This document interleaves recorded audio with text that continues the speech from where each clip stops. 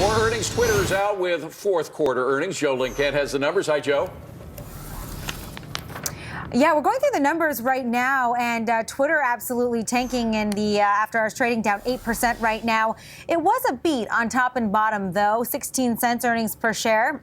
And $710.5 million in revenue. That's a beat of the $709.9 million the street was looking for. But the real number I'm watching here is 320 million monthly active users. It appears that there was no movement in terms of growth for monthly active users. This is a metric that investors and analysts watch very, very closely. So that seems to be holding steady as expected by analysts. We're also looking at the first quarter outlook, the current quarter, for 595 million to 610 million in revenue. And the estimate there was 627 million. So they are missing on the outlook. The combination of the monthly active users plus that weaker outlook for the first quarter certainly not helping Twitter stock right now as it continues to plunge, guys. Oof. All right, Joe, stay with us. I want to bring in Amish, Shah, managing partner at SierraMaya360. Amish, give me your reaction to those numbers.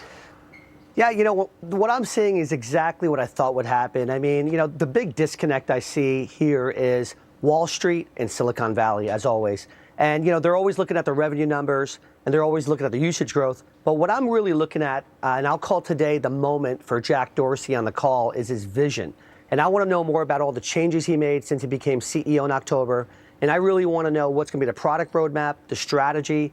Where's this company going to be going? That's what I'm really going to be looking for. But there's always that disconnect. I mean, Wall Street is, you know, short term, looking at what's happening daily, quarterly. If you look at it, they grew close to 50% in revenues year over year. So they definitely did, a healthy but company. It was kind of. But let me play the other side, because they grew 50% Sure. off what base?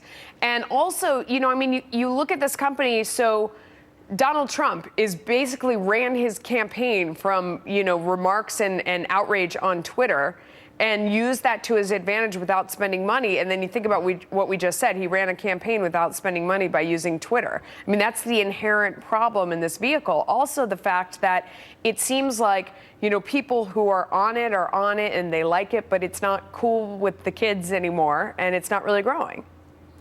Sure, absolutely. There are definitely changes they need to do to the product. I mean, there are some new ad campaigns and new products that are coming out. They haven't done a major acquisition since Periscope. In fact, Jack's going to be on Periscope today. That's the way they're going to be doing the earnings call. And I had no idea Donald Trump would actually get more time on this show today. But, you know, I agree a little bit where you're going, where the users that are the cult followers of Twitter, they're not happy with changing the timeline and going from 140 characters plus. But what I really see here, Melissa and Jolene, is that this is going to be the resurrection of Twitter this year. I really feel that. The stock is an all-time low. Close to a year ago, it was at 50-something. And the Chinese call it the year of the monkey. I think it's going to be year of Jack. And it's going to be the resurrection of Twitter with what Jack's going to do with all the changes this year. You bought this stock at its IPO, right? Have you gotten rid of any of it?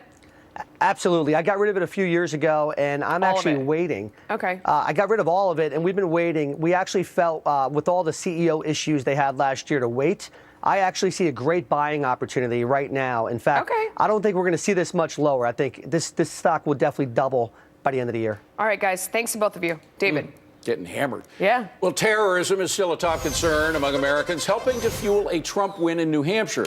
According to the Fox News exit polls, 90% of GOP voters are worried there will be another terrorist attack in the U.S., and those voters went for Trump, the billionaire businessman garnering 20% more support than his nearest rival, John Kasich. Now, the specter of ISIS attacks in the U.S. is continuing to grow.